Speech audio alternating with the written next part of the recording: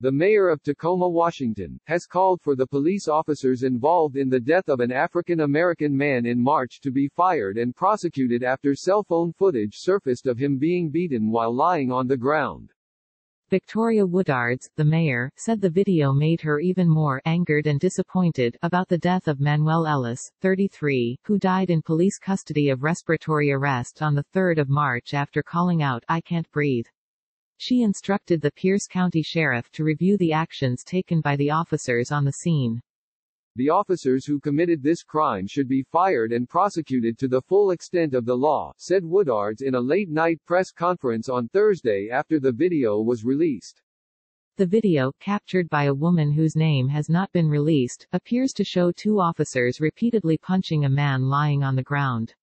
The woman can be heard screaming from her car, "Stop. Oh my God, stop hitting him. Just arrest him." The death of Ellis, a musician and father of two, has been ruled a homicide and is being investigated by the Pierce County Sheriff's Department. The county medical examiner's officer reported that he died due to hypoxia and physical restraint. Other factors that may have contributed to his death included methamphetamine intoxication and heart disease. The 4 officers involved were placed on administrative leave following the arrest. The Tacoma Police Department said in a statement that they returned to full duty once it was determined there were no known departmental violations. Earlier this week they were placed again on administrative leave. On Friday, the Tacoma City Council unanimously approved sending a letter to the governor, Jay Inslee, requesting an independent review of Ellis's death. The letter was in response to Ellis's family pushing for a thorough and independent investigation involving the state.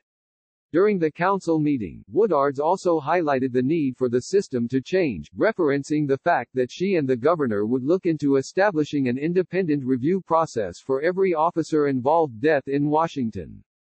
Ed Troyer, the Pierce County Sheriff's spokesman, told The Guardian that the Tacoma police officers had noticed Ellis banging on car windows. When he came up to their car asking for help and saying there were warrants out for his arrest, an officer got out of the car. Ellis grabbed him by his vest and threw him to the ground, according to Troyer. The second officer then came out of the car and wrestled him into handcuffs. He was lying on the ground when he started saying he couldn't breathe. The officers turned him on to his side and called for medical units. The Washington Senator Patty Murray said in a tweet on Thursday that her heart goes out to Manuel Ellis' family, those who loved him and his community, and said she supported Inslee's push for an independent investigation. Ellis was a father to an 18-month-old daughter and 11-year-old son, according to a GoFundMe account created 5 days ago by Monet Carter Mixon, Ellis's sister, and Black Lives Matter Seattle King County. As of Friday, the page had raised over $46,000. "We are proud of the man Manuel became. Like so many black men in our community, his greatest achievements were grounded in his ability to transform trauma and personal struggles into victories," the fundraiser says.